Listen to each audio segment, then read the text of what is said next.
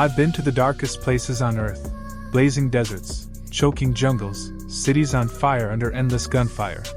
But nothing prepared me for what I'm about to tell you. At the edge of Antarctica, in a frozen wasteland at -47 degrees, my team and I were sent on what was supposed to be a simple rescue mission.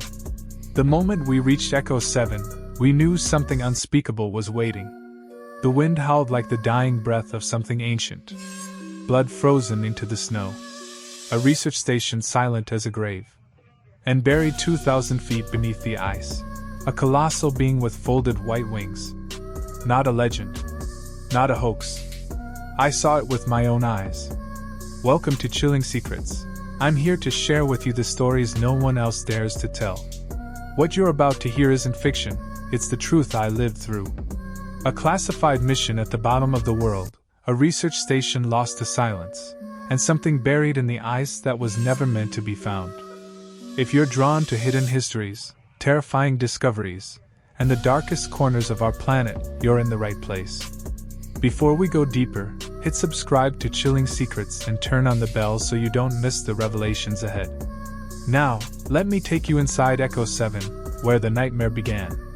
The first thing that struck me as our tracked vehicle crawled across the endless sheet of ice was the sound.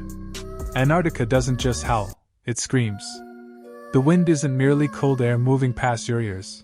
It's a living, clawing force that feels like it's trying to strip the flesh from your bones. I'd spent over 2 decades in special forces, deployed everywhere from the heat-scorched deserts of Afghanistan to the choking jungles of Colombia, and yet nothing could have prepared me for this frozen emptiness at the bottom of the world. My visor fogged even with the heated elements at full power, frost forming like ghostly fingerprints across the glass. Each breath inside my mask turned to ice crystals on my lips. That was the moment I realized this wasn't just another mission. This was stepping into a place where nature itself didn't want us to exist. We'd been on the move for 6 hours, following GPS coordinates that led to a research station called Echo 7. The last transmission from the station had been cut off mid-scream 6 days earlier, and since then there had been only silence.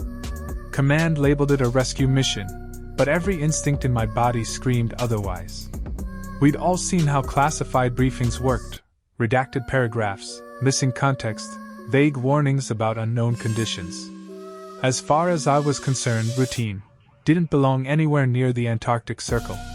The younger guy on our team, Corporal Hauer, tried to keep his voice steady over the comms, but I caught the tremor each time he spoke. He was a tech wizard, barely 25, but he'd never seen anything like this landscape. None of us had. You don't see life out there, not even birds. Just a white nothing stretching past the horizon in every direction. It was like driving on the skin of another planet. The cold reached into our bones, reminding us that every second of exposed skin meant frostbite or worse. The metal parts of our rifles were brittle enough to shatter. Through the blizzard's fury, we finally caught the first glimpse of Echo 7.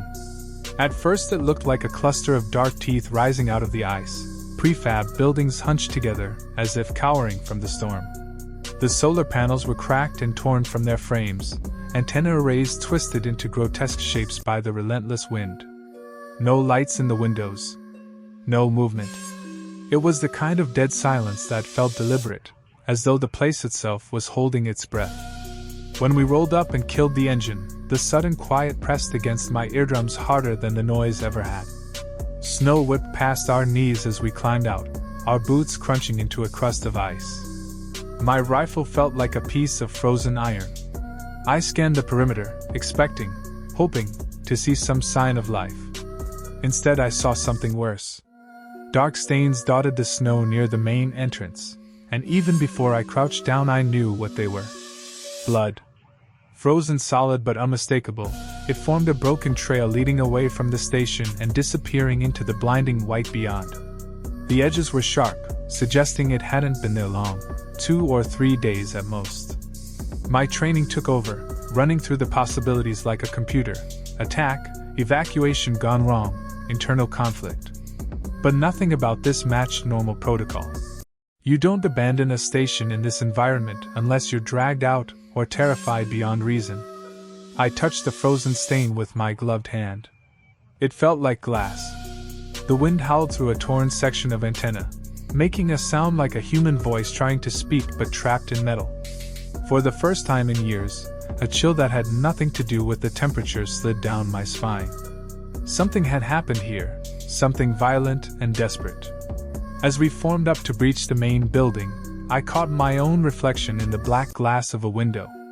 Eyes narrowed, breath fogging, a lifetime of battles etched into the lines around my mouth.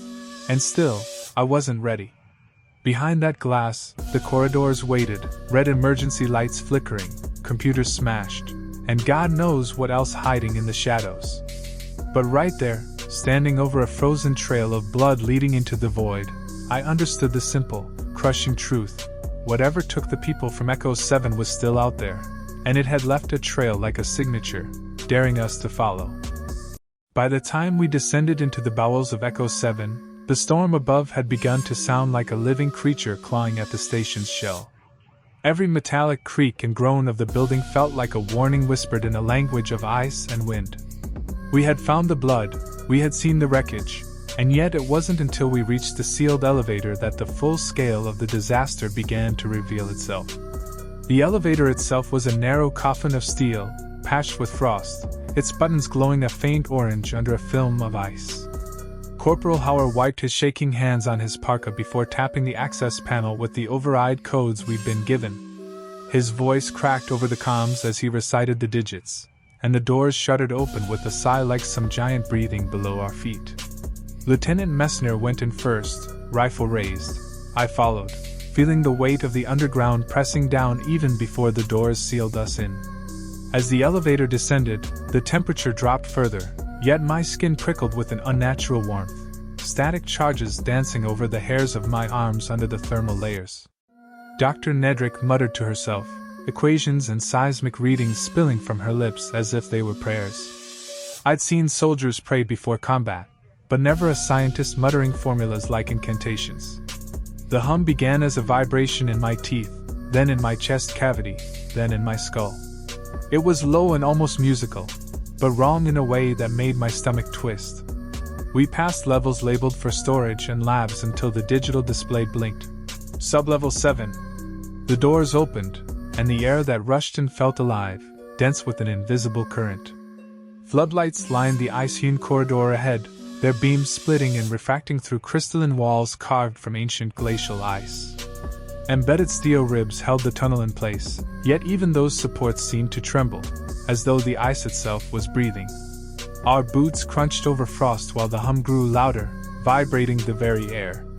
I'd been told the research team was conducting a geological survey, drilling core samples for tectonic data. But the truth was in the equipment strewn across the excavation site: massive rigs, ice-melting lasers, tunneling machines worth millions, all abandoned mid-operation. The drilling logs on a flickering monitor revealed something more. They had gone 2,000 feet down, searching for something that shouldn't exist, then hit organic matter at 1,947 feet. The words, "immediate extraction and containment," stared back at me from the last entry like a death sentence. Dr. Nedrick crouched beside one of the consoles, wiping frost from the screen with her sleeve. "These readings," she whispered. "Massive electromagnetic disturbances. Temperature fluctuations that shouldn't be possible." She looked up at me, eyes wide behind fogged glasses.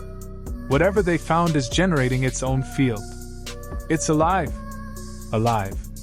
That word settled on me heavier than the cold. A thing buried beneath 2,000 feet of ice for millennia, not dead but waiting.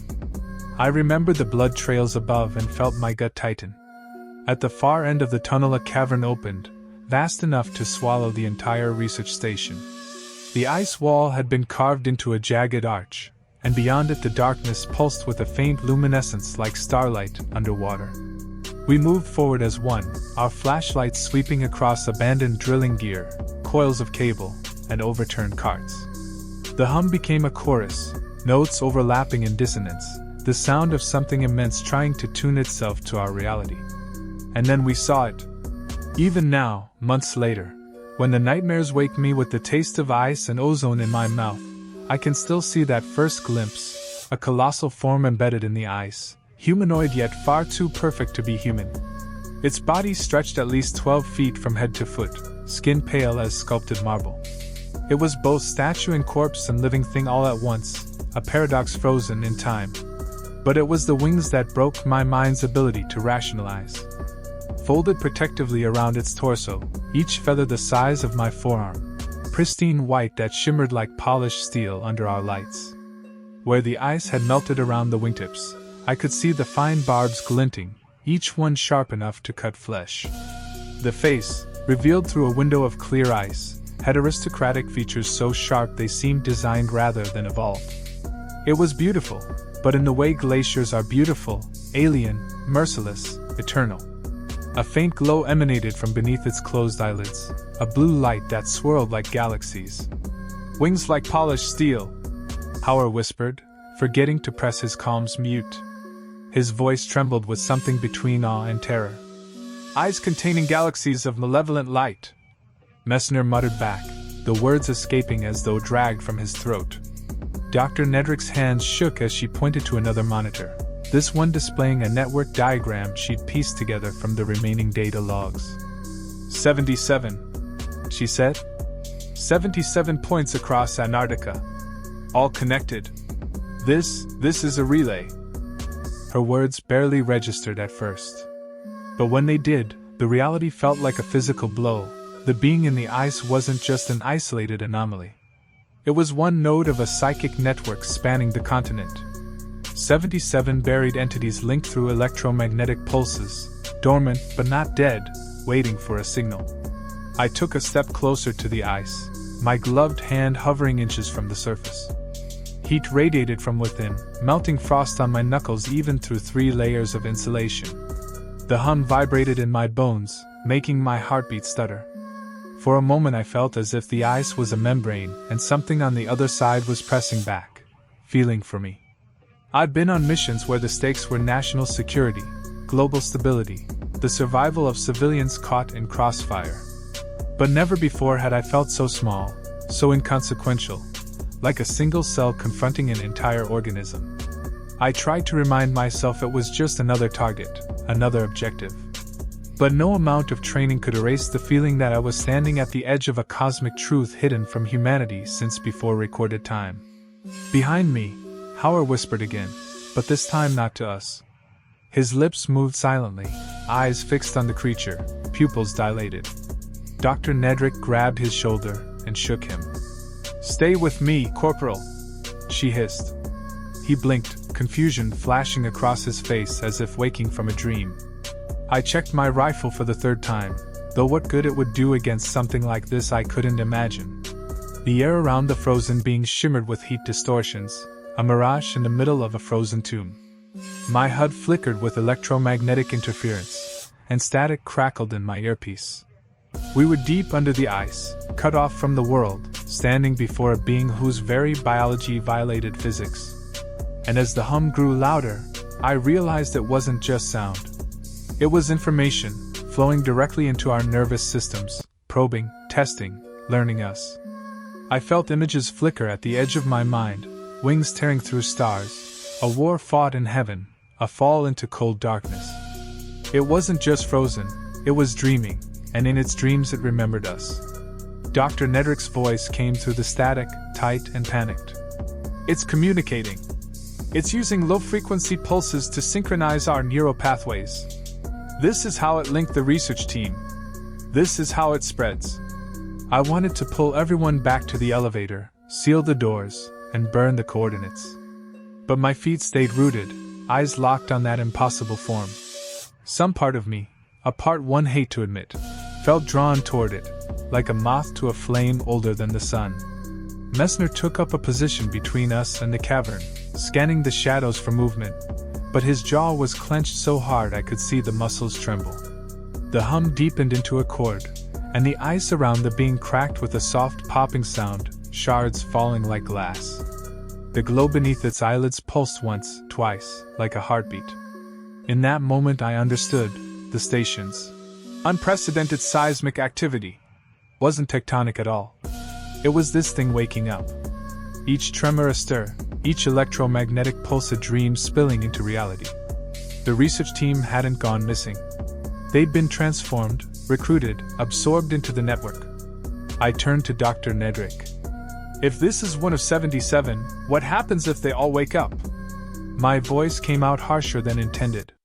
She swallowed hard. Global extinction. Or worse. Not death, conversion. The hum crescendoed into a note that made the ice vibrate like a drumhead. I felt it pushing at my thoughts, a whisper just beneath the threshold of words, promising understanding, power, belonging. I clenched my jaw, fighting it off. I don't remember moving back, but suddenly Messner's hand was on my shoulder, pulling me away from the ice. "We need to leave," he said through gritted teeth. "Now." But as we retreated toward the elevator, I knew something fundamental had shifted. We hadn't just stumbled onto a lost specimen, or an alien fossil. We had opened a door into a prison built by forces beyond human comprehension. And the prisoner was stirring. Even then, before the first crack spidered across the ice, before the eyes opened and the wings unfurled, before we realized we were not rescuers but catalysts, I felt the weight of inevitability settle over me. We had dug too deep. We had found something that didn't want to be found. And it had noticed us. By the time we realized what had to be done, the cavern had become a nightmare of sound and movement. The hum from the frozen being had swelled into a pulsing chorus that rattled the ice overhead and clawed at the inside of our skulls. The once perfect walls of glacial blue were splitting into jagged fractures, each crack echoing like a gunshot in a cathedral. I could feel the psychic pressure trying to squeeze through my defenses, offering power, promising revelation, eroding my will one whisper at a time. Corporal Hauer was the first to slide completely under its influence. I'd seen it coming since Sublevel 7, his glassy stare, the way his lips moved without sound, his fixation on the creature as though it were a long-lost lover. Now his eyes burned with that terrible blue light, and frost haloed his breath even inside the cavern's rising temperature. He wasn't our young tech specialist anymore. He was a conduit, a mouthpiece, and his voice carried the harmonic undertone of something far older than 25 years. "The storms are calling their children home," he murmured, reaching toward the creature as if in prayer. We had seconds, maybe minutes before the psychic network re-established across the continent. Dr. Nedrick's handheld showed spikes like mountains on the display, energy readings that made no sense, arcs of electromagnetic chaos bouncing from node to node. The more the creature healed, the stronger the connection became. Once it broke through to the surface, 77 beings buried under miles of ice would awaken fully, and nothing human would be able to stop them. The plan came together between heartbeats. The research team had used shaped drilling charges to break through deep layers of ice, enough firepower to bring down an entire cavern if detonated at once. It was a brutal, one-way option, but it was all we had. Messner's eyes met mine and I saw the grim recognition in them. We'd be buried right along with it. Better that than a planet enslaved. I moved toward the drilling console under a hail of psychic noise. The air shimmered like heat rising off asphalt. Our HUDs flickered. The transformed researchers, our former colleagues, were emerging from the side tunnels, jerky, puppet-like movements but fast, coordinated, deadly. Messner laid down covering fire, each shot sparking against ice and flesh that leaked star-bright fluid. Dr. Nedrick shouted coordinates and timer sequences over the comms, her voice trembling but precise. And then Hauer stepped between me and the console. His transformation had accelerated, skin translucent, veins lit like frozen lightning, eyes twin suns of cold fire. "I can't let you do that," he said, but it wasn't his voice. "The awakening has begun. You are catalysts, not rescuers." For a heartbeat I saw the kid he used to be, the Ohio accent, the eagerness to prove himself, buried somewhere under the alien resonance. I leveled my rifle but my hands hesitated. This was our teammate, our brother in arms. Dr. Nedrick screamed over the gunfire. "The electromagnetic interference is spiking. It's doing something to our brains. We have to finish the sequence now." Then Hauer's eyes flickered. The blue glow faltered. Blood ran from his nose. He staggered, clutching his head. "I can still hear it calling," he gasped. But I can fight it, for a little while. His gaze locked on mine, steady and human at last.